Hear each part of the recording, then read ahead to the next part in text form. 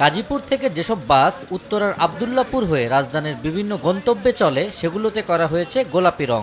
এসব বাসে যাত্রী তোলার ক্ষেত্রেও বাধ্যবাধকতাও আছে, টিকিটও কাটতে হবে নির্দিষ্ট কাউন্টার থেকে।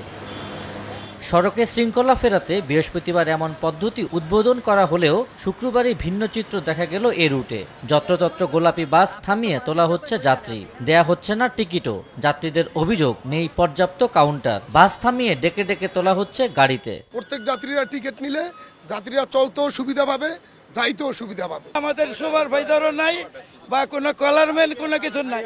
যেখানে সেখানে বাস থামুক, পাবলিক যেখানে সেখানে থেকে উঠুক, এটা আমি চাই না। টিকিট কাউন্টারগুলো বন্ধ, আমরা টিকিট পাচ্ছি না। আমরা কি করবো, তার লোকাল ভাবে উঠে নিয়েছি। গাড়ি তো আমাদের আগের মতো নটর বটর গাড়ি হেগু নাই।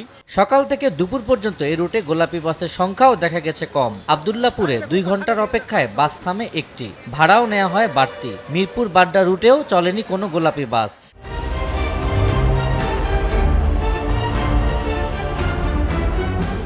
পঞ্চাশ টাকা যাইতাম, 50 টাকায় আসতাম, এখন তো এই যে 60 টাকা নিল। আমি 100 টাকা নিয়ে বের হয়েছি, আমি আসবার যাবো, এখন আমার 60 টাকা নিয়ে আসতে সময় আমার টাকা পাবো কোথায়? আমি ভাড়া যা আছে তাই নিতে হবে, 1 টাকাও বেশি নেওয়া যাবে না। সড়ক পরিবহন মালিক সমিতির কোষাধ্যক্ষ এস.এম. আহমেদ খোকন বলছেন, নতুন পদ্ধতিতে চালক যাত্রীদের অভ্যস্ত হতে সময় লাগবে। তবে চালক ও তার সহকারীর মধ্যে কেউ অনিয়ম করলে পর্যায়ক্রমে অভিযোগের ভিত্তিতে ব্যবস্থা নেওয়া হবে।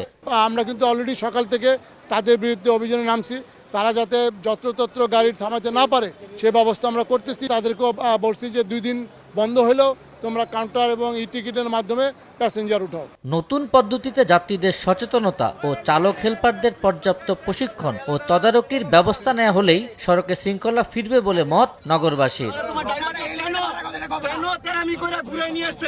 আবু সাইদ নিশান, সময় সংবাদ, ঢাকা।